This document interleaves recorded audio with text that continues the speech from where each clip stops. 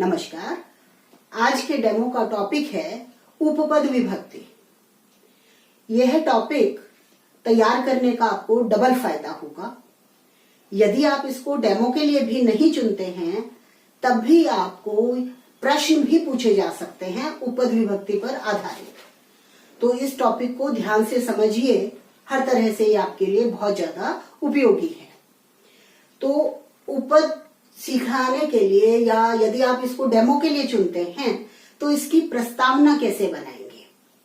इसकी प्रस्तावना के लिए बच्चों से वही पूछेंगे कि किम भवन्तः अनुवादकरणं जानन्ति। बच्चे जानते हैं अनुवाद करना। अनुवादस्य या अनुवादकरणस्य नियमः कः भवति।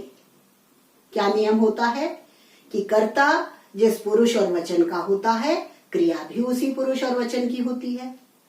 और विभक्ति का प्रयोग का क्या नियम है कि जो हमें विभक्ति चिन्ह दिखाई देते हैं उसी के हिसाब से हम वो विभक्ति लगा देते हैं।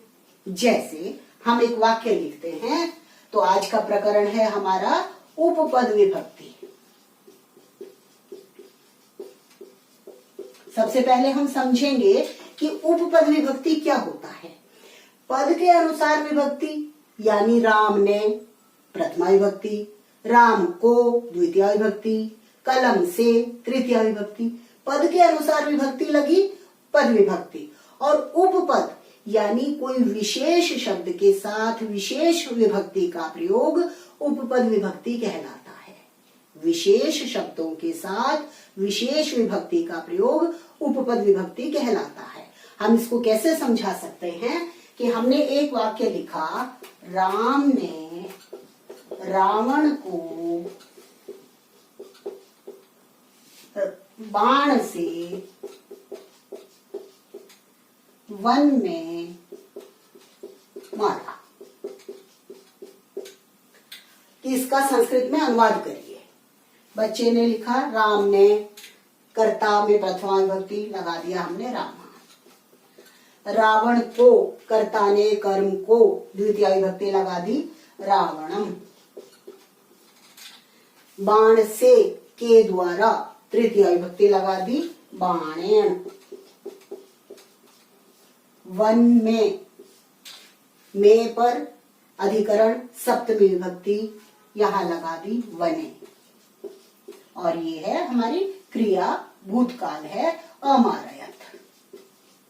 तो हमारा वाक्य बन गया, रामः रावणम बाणेन वने अमारयत। अब मैं दूसरा वाक्य आप लोगों से अनुवाद करने को कहती हूं कि राम के साथ सीता वन में गई। इस वाक्य का अनुवाद करिए। बच्चे कहेंगे बहुत आसान है। राम के, रामस्य षष्ठी विभक्ति लग गई संबंध में, साथ की संस्कृत सह, सीता करता है, सीता में प्रथमा, वन में सप्तमी दिखाई दे रही है, वने भूतकाल क्रिया अगच्छत। रामस्य सह सीता वने अगच्छत। लेकिन हम यहां भी क्रॉस मार देंगे और यहां भी क्रॉस मार देंगे। इन दो शब्दों का प्रयोग गलत किया है। क्यों गलत किया है? बच्चों को जिज्ञासा होगी कि हमने तो सही तो लिखा है, ऊपर ऐसे ही तो किया था, ये गलत क्यों हो गया? तो हम बताएंगे कि जो ये सह शब्द है ये विशेष शब्द है।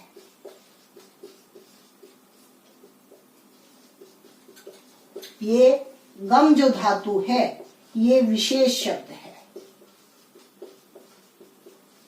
तो उपपद विभक्ति की क्या पहचान है, क्या परिभाषा है उपपद विभक्ति? अब हम इसकी डेफिनेशन लिखेंगे। विशेष शब्दों के साथ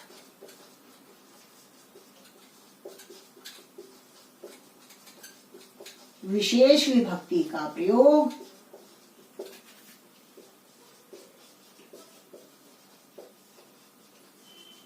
उपपद विभक्ति कहलाता है। तो यहां हमने बताया कि दो विशेष शब्द है, सह। तो अब बच्चे पूछेंगे कि सह के साथ फिर कौन सी विभक्ति लगती है?